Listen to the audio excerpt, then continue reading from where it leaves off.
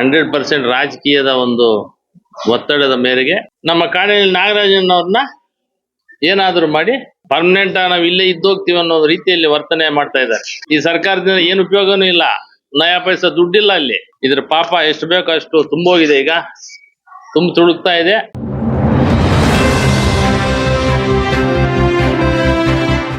ನಮ್ಮ ಮುಖಾಂತರ ಮಾತಾಡ್ಲಿಕ್ಕೆ ಅಂತ ಹೇಳ್ಬಿಟ್ಟು ಏನು ಕೋಚಿಮಲ್ ಒಂದು ಡಿಲಿಮಿಟೇಷನ್ ಏನ್ ಮಾಡಿದ್ದಾರೆ, ಅದ್ರ ಬಗ್ಗೆ ನಮ್ಮ ಅಧ್ಯಕ್ಷರು ನಮ್ಮ ಕಾರ್ಯದರ್ಶಿ ಇಬ್ಬರು ಹೇಳಿದ್ದಾರೆ.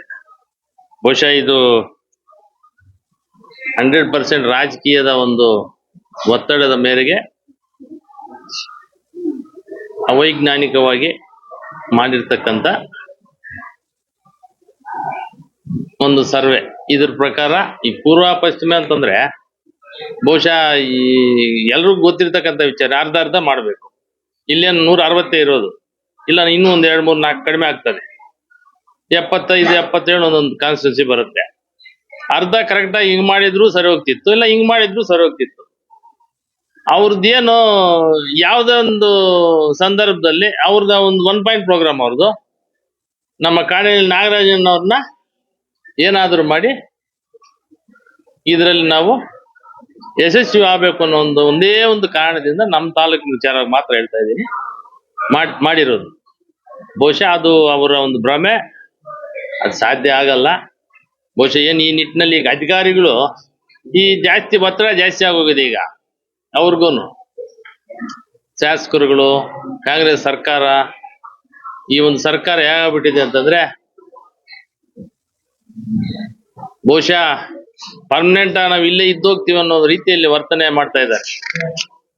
ಏನೋ ಪರ್ಮನೆಂಟ್ ಯಾರು ಇನ್ನು ಇಲ್ಲಿ ಬರೋದೇ ಇಲ್ಲ, ಕಂಪ್ಲೀಟ್ ನಮ್ದೇ ಅಂತ ಹೇಳ್ಬಿಟ್ಟು ಅವ್ರು ಪಾಪ ಆ ಭ್ರಮೆಯಲ್ಲಿದ್ದಾರೆ.